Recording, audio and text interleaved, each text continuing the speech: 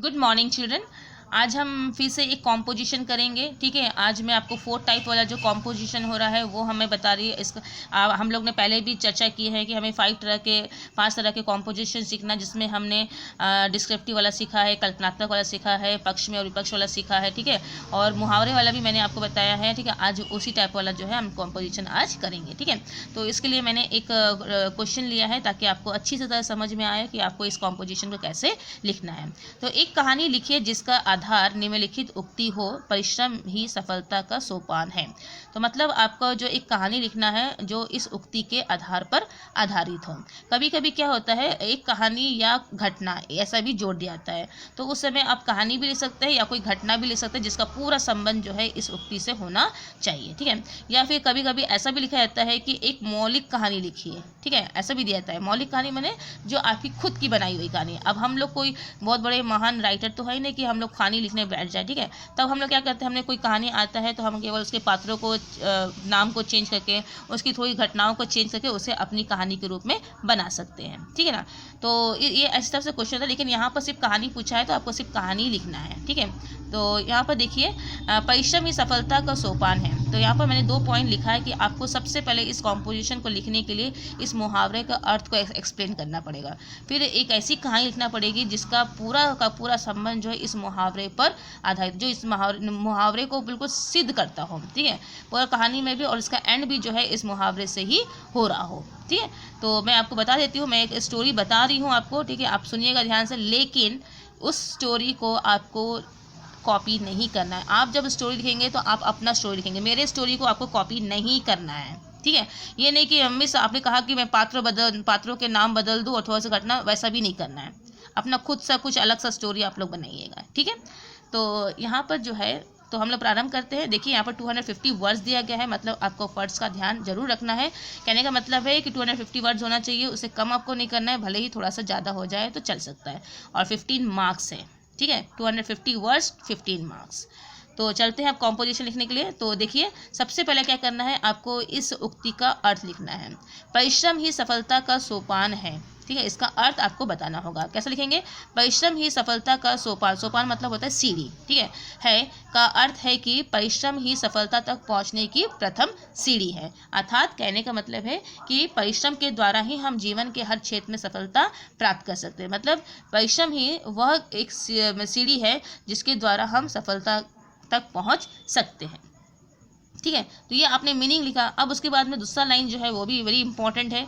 आपको इसके बाद में लिखना है कि मैं इस उक्ति के आधार पर प्रस्तुत कहानी लिखने जा रहा हूँ। ठीक है, मैं लिख जा रहा हूँ या जा रही हूँ, या मैं इस उक्ति के आधार पर एक कहानी लिखने जा रहा हूँ या जा रही हूँ। ठीक है, जो इस प्रकार है। ठीक है, क्या है सेकेंड लाइन, मैं इस उक्ति के आधार पर एक कहानी लिखने जा रहा हूँ या जा रही हूँ जो इस प्रकार है। उसके बाद में जो है आप अपना स्टोरी प्रारंभ करेंगे। ठीक है, तो मैं एक स्टोरी बता रही हूँ, ध्यान से सुनिएगा, फिर उसके आधार पर आप अपनी कोई भी स्टोरी बना सकते हैं। ठीक है, तो 2 मित्र थे, एक का नाम था राम और एक का नाम था श्याम। ठीक है, 2 मित्र थे और दोनों बहुत अच्छे दोस्त थे, लेकिन दोनों की जो आदतें थी काफ़ी डिफरेंट थी एक दूसरे से।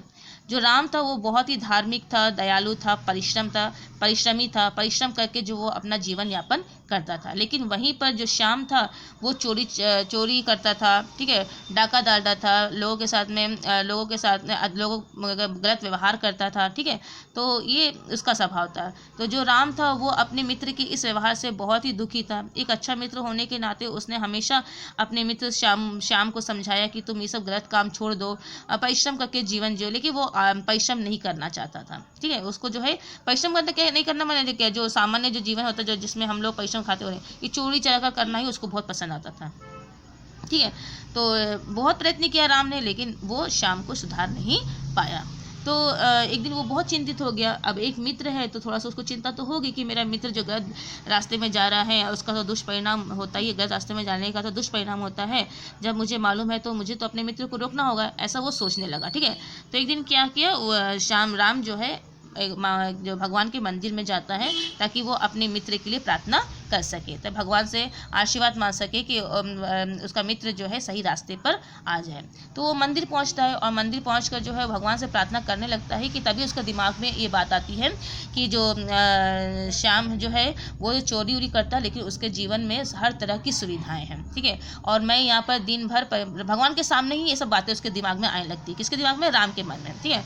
कि मैं यहाँ दिन भर परिश्रम करता हूँ, लेकिन फिर भी अब मैं अपने जीवन की बहुत सारी इच्छाओं को पूर्ण नहीं कर पाता हूँ। और शाम को देखो बोले चोरी करता है, यहाँ वहाँ घूमता है, लेकिन फिर भी आराम का ज़िंदगी जीता है, किसी तरह की कोई चिंता उसको नहीं है। इस तरह की बातें जो है उसके मन में आने लगी और फिर जो है अपने ही मित्र के प्रति जो है उसके मन में ईर्ष्या का भाव भी आने लगा, ठीक है। वो अपने आप से भी जलने लगा कि मैं कैसा जीवन जी रहा हूँ, ठीक है। इसमें जो श्याम है वो चोरी करके भी इतना अच्छे से जीवन जी रहा है और मैं परिश्रम करने के बावजूद भी इस तरह का जीवन जी रहा हूँ, ठीक है। मैंने इस तरह का सामान्य जीवन जी रहा हूँ कि केवल अपने लिए 2 वक्त की रोटी ही जुगाड़ कर पाता हूँ। तो इसके कारण जो है उसका मन जो है ईर्ष्या से भर जाता है, ठीक है, किसका, राम का मन।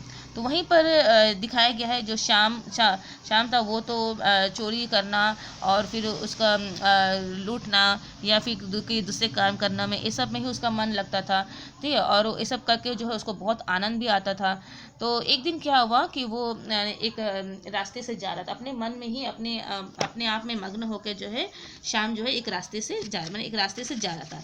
अचानक क्या होता है, उसको पैर में ठोकर लगती है। तो वो दिखता है, अरे क्या ठोकर है, कहाँ पर मैं वैसे क्या है रास्ते में आ गया कि मुझे ठोकर लग गई है। तो देखता है वो ठोकिया है कि, तो देखता है तो सामने कि उसको थोड़ा सा भगवान की मूर्ति के समय कुछ दिखाई देता है, ठीक है, जो ज़मीन के अंदर गड़ा हुआ है। तो फिर वो क्या करता है, एक कुछ गड्ढा खोदने वाला कुछ हथियार लेता है और फिर वहाँ पर जो है उस गड्ढे को खोदता है और उस चीज़ को निकालने का प्रयत्न करता है। जब वो निकालता है देखता है कि वहाँ पर एक भगवान की मूर्ति है, ठीक है, भगवान की जो वहाँ पर मूर्ति है। तो उसने क्या किया, अब भले ही चोरी करता लेकिन इतना निर्दयी तो नहीं कैसे ही फेंक देगा, ठीक है ना। तो उसने क्या किया, भगवान की मूर्ति है देख के क्या किया, उसने उस मूर्ति को एक अच्छी जगह में जाके पेड़ के नीचे स्थापित कर दिया, ठीक है। और फिर उसके मन में आया, जब वो मूर्ति की तरफ देखा तो उसके अंदर जो है बहुत अच्छी भावनाएं आने लगी, ठीक है। वो उसका मन भी जो है भक्तिमय होने लगा। फिर वो जो है आसपास के जो आपको कुछ यहाँ वहाँ देखा और फिर जो है जहाँ कुछ पेड़ पौधों से फूल लेके आके जो है उसने भगवान के चरणों में फूल भी बड़ी ही श्रद्धा से उसने फूल भी चढ़ाया, ठीक है।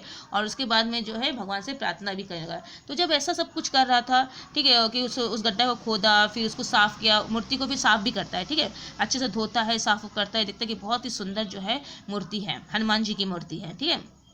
और फिर वो उसको स्थापित करके उसकी पूजा अर्चना भी करता है। तो जब वो करता है तो जब उसके मन में क्या है, भक्ति का भाव उत्पन्न हो जाता है, ठीक है। तब वो सोचने लगता है कि देखो आज मुझे कितना अच्छा अनुभव हो रहा है, आज मैंने परिश्रम किया है, इस मूर्ति को स्थापित करने में मुझे कितना परिश्रम लग गया है, ठीक है ना। और ये परिश्रम का जो आनंद मिल रहा है मुझे अच्छा लग रहा है।